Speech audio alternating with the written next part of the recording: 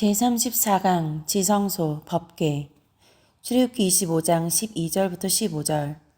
금고리 넷을 부어 만들어 그 네 발에 달되 이쪽에 두 고리 저쪽에 두 고리를 달며 조각목으로 채를 만들어 금으로 싸고 그 채를 궤 양쪽 고리에 꿰어서 궤를 매게 하며 채를 궤의 고리에 꿰은 대로 두고 빼내지 말지며. 출애굽기 37장 3절. 금고리 넷을 부어 만들어 네 발에 달았으니 곧 이쪽이 두 고리요 저쪽이 두 고리이며 지성소 휘장, 법궤, 궤의 형태. 법궤 안에는 십계명이 새겨진 돌 비석이 있습니다. 법궤 안에는 만나가 들어있는 항아리가 있습니다. 법궤 안에는 아론의 쌍난 지팡이가 있습니다. 법궤는 윗가를 돌아가며 금태로 두르라 하셨습니다. 네 발에 금고리 넷을 달고 채를 꿰고 빼내지 말라 하셨습니다.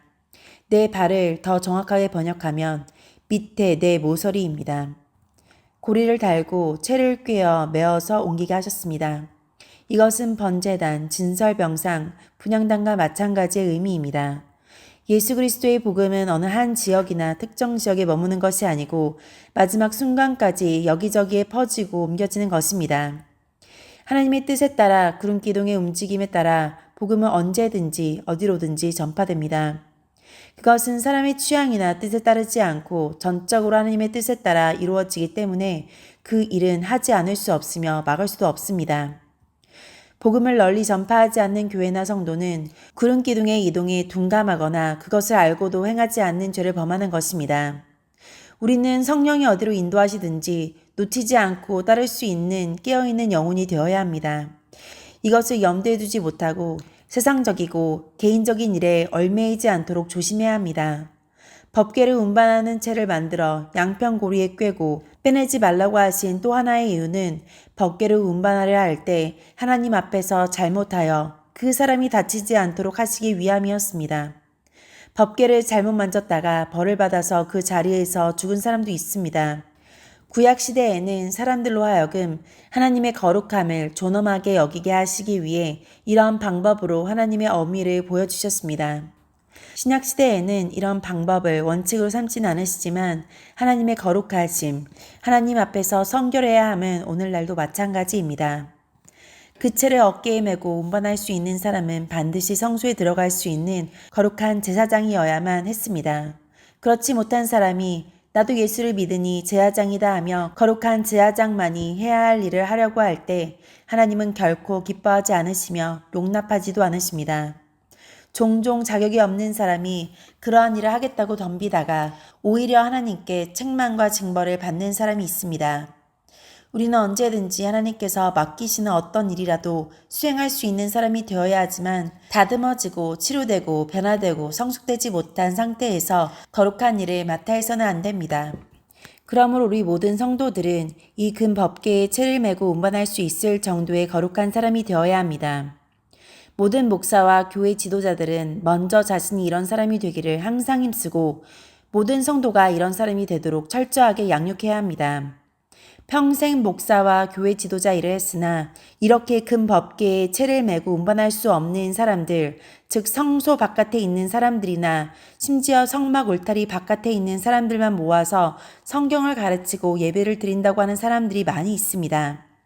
우리 목사와 교회 지도자들은 나는 지금까지 어떻게 성도들을 양육했는가 정신 차리고 돌아보아야 합니다.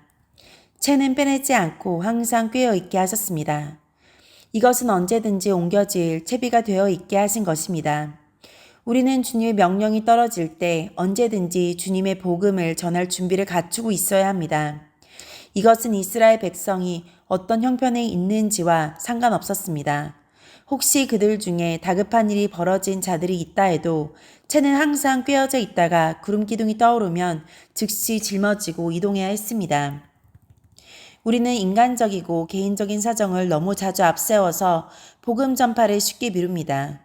만약 옛날 이스라엘 백성들이 그렇게 했다면, 특히 제사장들이 그렇게 했다면 어떻게 되었겠습니까? 그러므로 우리는 법궤에 채를 메고 언제든지 이동시킬 수 있는 제사장이 되어야 할 뿐 아니라 우리의 형편과 처지가 어떠하든지 성령의 명령에 따라 밤이든 낮이든 즉시 복음을 전하기 위해 철저하게 준비되어야 합니다. 많은 목사들과 교회 지도자들마저도 성령의 인도하심을 따라 언제 어디서든지 전도를 못하는 이유는 성령의 인도하심에 따라 즉시 복음을 전파할 수 있도록 자신을 철저하게 준비하지 못했기 때문입니다. 그러면서 이들은 아직 때가 아니다, 준비가 안 됐다, 이것저것이 문제다라고 말하며 다른 사람이나 상황의 모든 것을 떠넘기며 정당화시킵니다. 이런 사람은 성령의 충만함을 받고 일할 수 없습니다. 법계의 이동이 얼마나 거룩하며 가치 있는지 고리를 금으로 만들고 채도 금으로 싸게 하셨습니다. 이스라엘 백성들이 살고 있는 집과 그들이 사용하는 물건들을 하나님께서 친히 금으로 만들라, 금으로 싸라 하신 적이 있습니까? 그런데 오늘날의 많은 성도들은 복음 전파보다도 내가 사는 집이나 내가 사용하는 물건에 많은 정성을 쏟고 있습니다.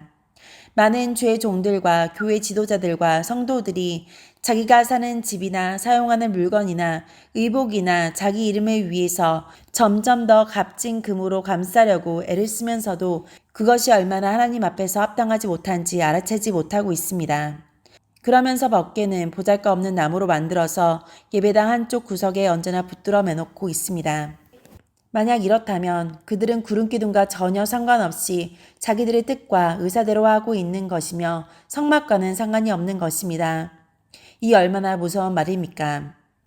그 이스라엘 백성들은 구름기둥의 인도에 따라 즉시 법궤로 이동시키며 나아갔을 때 가장 안전하고 충분하게 모든 필요를 제공받았습니다. 성도들은 예수 그리스도의 은총을 언제나 감사하면서 살고 성령의 인도하심에 따라 복음을 부지런히 전하며 살 때 가장 안전하며 영육간의 모든 필요를 제공받게 된다는 것을 명심해야 합니다. 성막을 떠나서 살고 법궤를 움직이는 사람, 법궤를 따라가지 않는 사람은 이스라엘 백성, 즉 하나님의 백성이 아닙니다.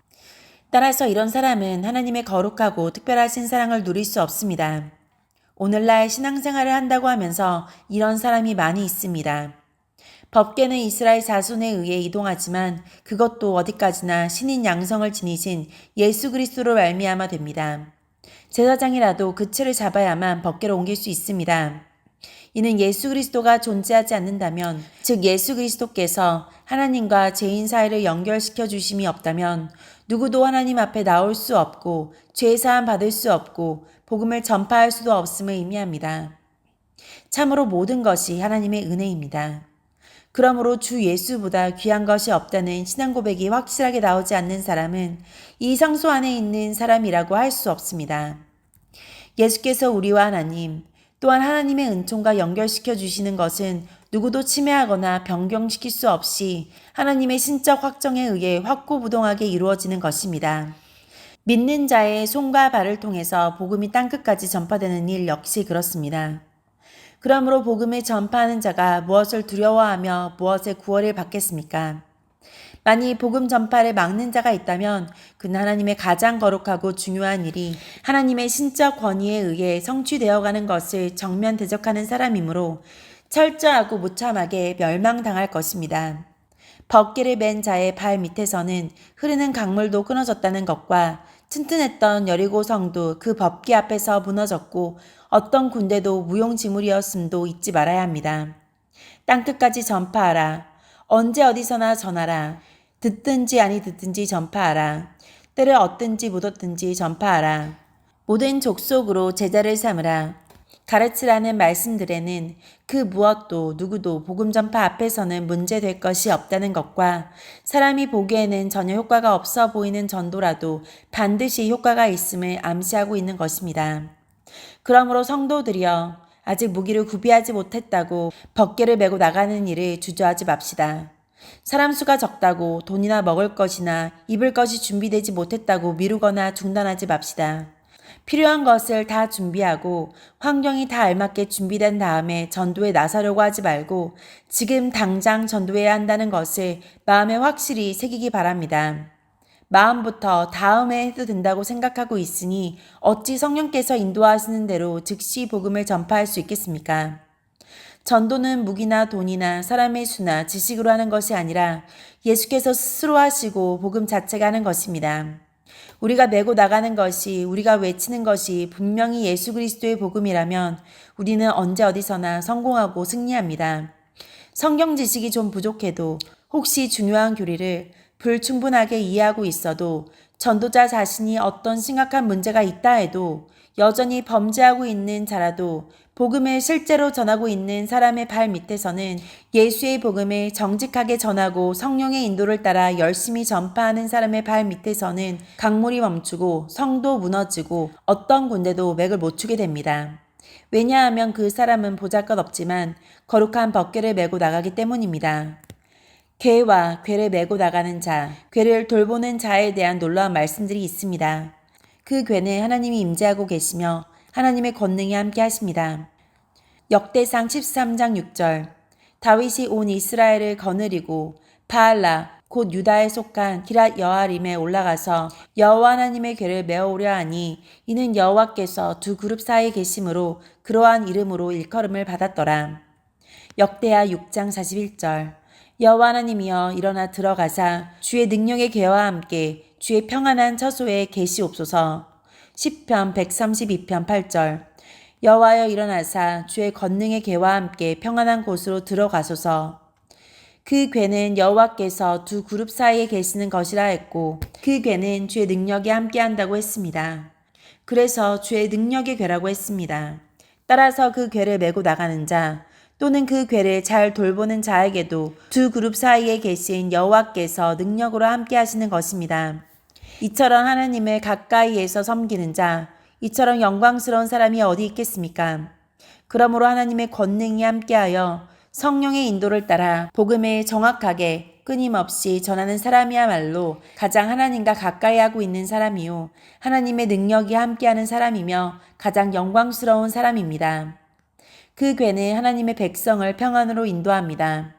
민수기 10장 33절 그들이 여호와의 산에서 떠나 3일 길을 갈 때에 여호와의 언약궤가 그 3일 길에 앞서가며 그들의 쉴 곳을 찾았고 이스라엘 백성들이 그 언약궤를 앞세우고 나갈 때 그들이 쉴 곳을 찾았다 했습니다. 하나님의 백성들이 하나님의 말씀과 복음을 중심하여 살고 그것을 성령의 인도에 따라 부지런히 전할 때 그들은 영적으로나 육적으로나 가장 편안하게 쉴 곳을 하나님이 찾아서 주시는 것입니다. 그 쉴 곳은 누구도 침범할 수도 빼앗을 수도 없습니다. 가장 안전하고 진정한 평안과 기쁨과 즐거움을 누릴 수 있는 곳입니다. 그러므로 이러한 사람은 비록 다른 사람들처럼 거친 광야길 같은 인생을 살지라도 하나님이 주시는 진정한 평안을 누리며 사는 것입니다. 그 궤는 하나님의 백성을 이방인과 이방신으로부터 구별하며 유일신 하나님을 보여주는 것이었습니다. 사무엘상 5장을 보면 블레셋 사람들이 법궤를 빼앗아 다곤의 신전에 둔 일이 있었습니다. 그들이 아침 일찍 일어나서 보니 다곤 신상의 얼굴이 법궤 앞에 엎드려져 있고 머리와 두 손목은 끊어져 문지방에 있고 몸뚱이만 남았습니다. 게다가 여호와께서 독종의 재앙으로 엄중하게 치셔서 그 지역을 망하게 하셨습니다. 그러자 그 지방 사람들이 말하기를 이스라엘 신의 궤를 우리와 함께 있게 못할지라 그 손이 우리와 우리의 신 다곤을 친다 하고 이스라엘 신의 궤를 옮겨가라 했습니다. 그래서 궤를 가드로 옮겼는데 하나님께서 그 성에 심히 큰 재앙을 내려 많은 사람에게 독종이 나게 하셨습니다. 그 다음에 에그론으로 옮겼더니 그 성 사람들이 그 궤를 원래 있던 곳으로 돌려보내지 않으면 우리가 다 죽는다고 아우성을 쳐서 궤는 결국 7개월 만에 벳세메스로 옮겨졌습니다. 이렇게 하나님께서 법궤는 오직 하나님의 백성과만 함께 할 수 있다는 것과 그 백성은 이방인들과 이방신으로부터 완전히 구별됨을 보여주셨습니다. 또한 이방인들이 법궤를 빼앗아 갔을 때 이방신들이 그 앞에 엎드려지고 머리와 손목이 잘려 문지방에 있고 몸뚱이만 겨우 남아있을 것을 보게 하심으로써 그들이 섬기는 신이란 것들은 다 헛것이요 하나님만이 유일하신 신이심을 보여주셨습니다. 그런데 하나님의 백성이라고 하면서 즉 나도 예수 믿습니다 하면서 불신자 우상 숭배자들과 같이 금, 은, 목, 석으로 지은 우상을 몰래 섬기거나 점쟁이들을 쫓아가거나 그 마음속에 아직도 하나님보다 다른 것들을 더 소중하게 여기는 자들은 어찌 되겠습니까? 그래서 이런 신자 아닌 교인들이 교회를 드나들지만 많은 환난과 재앙을 당하게 되는 것입니다.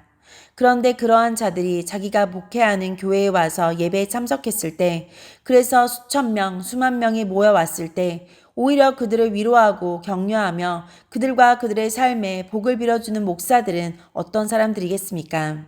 또 어떻게 되겠습니까? 참으로 이들은 불쌍하고 어처구니 없는 사람들입니다. 이들은 유일하신 하나님을 누구보다도 욕보이고 있는 사람들이요. 이들에게는 무서운 하나님의 심판이 기다리고 있을 뿐입니다. 그 괴를 맨 자들이 여호와의 이름으로 축복하는 권세를 얻었습니다. 신명기 10장 8절. 그때 여호와께서 레위 지파를 구별하여 여호와의 언약궤를 매게 하며 여호와 앞에 서서 그를 섬기며 또 여호와의 이름으로 축복하게 하셨으니 그 일은 오늘까지 이르느니라. 마태복음 10장 11절부터 15절. 어떤 성이나 마을에 들어가든지 그 중에 합당한 자를 찾아내어 너희가 떠나기까지 거기서 머물라. 또 그 집에 들어가면서 평안하기를 빌라. 그 집이 이에 합당하면 너희 빈 평안이 거기 임할 것이요 만일 합당하지 아니하면 그 평안이 너희에게 돌아올 것이니라. 누구든지 너희를 영접하지도 아니하고 너희 말을 듣지도 아니하거든 그 집이나 성에서 나가 너희 발의 먼지를 떨어버리라. 내가 진실로 너희에게 이르노니 심판날에 소돔과 고모라 땅이 그 성보다 견디기 쉬우리라. 여기서 하나님께서 구별하여 세우신 사람 여호와의 언약궤를 매며 여호와를 잘 섬기는 사람에게 여호와의 이름으로 축복하게 하는 권세를 주셨음을 밝히고 있습니다. 하나님만이 합당하게 여기시는 자들에게 복을 내리실 수 있는데 그 하나님만을 잘 섬기며 복음과 하나님의 말씀을 성령의 지시와 인도를 따라 정직하고 충성되게 전하는 사람들에게도 그 축복권을 주시는 것은 당연합니다. 그러므로 오직 하나님만을 정직하게 잘 섬기고 우상 숭배하지 않고 복음과 하나님의 말씀을 정직하게 전파하는 사람들만이 하나님의 이름으로 축복하는 권세가 주어지는 것입니다. 이 말씀을 달리 생각하면 하나님만을 진정으로 섬기지 않고 복음과 말씀을 정확하고 정직하게 전하지 않는 사람들은 이런 축복권이 없다는 것입니다. 그들이 아무리 예수의 이름으로 축복하는 말을 해도 그들은 하나님께서 인정하시는 종이 아니며 하나님에 의해 여호와의 언약궤를 메고 그 복음과 하나님의 말씀을 정직하게 선포하지 않는 자들이요 시시때때로 불의와 타협하는 자들이요 그 복음과 말씀을 가감하는 자들이므로 결코 축복권이 있을 수 없으며 오히려 하나님께 무서운 징벌을 받게 되는 것입니다. 모든 목사들은 이 말씀을 두려워 떨며 받아들여야 합니다. 또한 복음과 진리를 정확하고 정직하게 선포하는 사람이 복음을 전할 때 내가 저 집에 들어가서 좀 쉬어야겠다고 생각이 되면 그 집으로 들어가라는 것입니다. 들어가면서 평안하기를 빌어주라고 했습니다. 만약 그 집 사람이 하나님 앞에 합당한 사람이라면 그 빌어준 것이 그 사람과 그 집에 그대로 임할 것이지만 그렇지 못하다면 그 평안이 다시 돌아온다고 했습니다.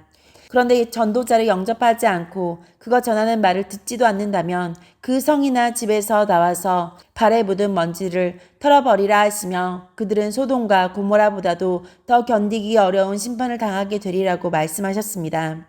하나님이 얼마나 진노하시는가를 알 수 있습니다. 이처럼 하나님은 복음과 하나님의 말씀을 정확하고 정직하게 선포하는 사람들에게는 축복권을 주셨을 뿐 아니라 이러한 사람과 그가 전하는 말을 받아들이지 않는다면 가장 무서운 징벌로 다스리신다는 것입니다. 하나님은 이렇게 복음을 전파하는 자들에게 엄청난 권세를 주셨습니다. 그러므로 우리 모든 목사들과 교회 지도자들과 성도들은 이런 큰 권세를 가장 소중하게 여기며 열망하며 받기를 힘써야 합니다. 많은 목사와 교회 지도자들과 성도들은 이런 것을 모르고 너무 하찮은 것에 관심을 쏟으며 하나님이 주신 은혜와 시간을 허비합니다. 그런데 이렇게 여호와의 궤를 잘 메고 하나님을 잘 섬기며 복음과 하나님의 말씀을 선포하는 일은 아무나 할 수 없습니다. 그 일은 철저하게 자기를 부인하고 자기 십자가를 지고 주님의 뒤를 따라가는 사람이어야 할 수 있습니다. 어떤 형편과 처지에서든지 먼저 하나님의 말씀부터 지키고 주어진 사명을 충성되이 감당해야 합니다. 그렇게 하느라 핍박을 당하고 손해를 볼지라도 그 십자가를 달게 져야 합니다. 나아가서 하나님의 손이 붙잡아 주시는 사람, 말씀과 믿음과 성령의 충만함을 받은 사람, 그리고 언제나 성령의 지시와 인도를 따라 모든 것을 하는 사람이 되어야 합니다. 이 일은 결코 며칠 만에 되지 않습니다. 어떤 사람은 다른 사람보다 훨씬 오랜 기간 동안 철저하게 깨어지고 치료되고 변화되는 진통을 겪어야만 합니다. 우리 성도들은 가능한 한 빠른 시간 내에 이런 가장 거룩하고 영광스러운 사람이 되기 위해 전심전력을 기울여야 합니다. 이런 일을 하려고 생각지도 못했거나 이런 일을 안 하거나 부실하게 하는 사람들 모두 주님 앞에서 게으르고 악한 자로 책망받게 되는 것입니다.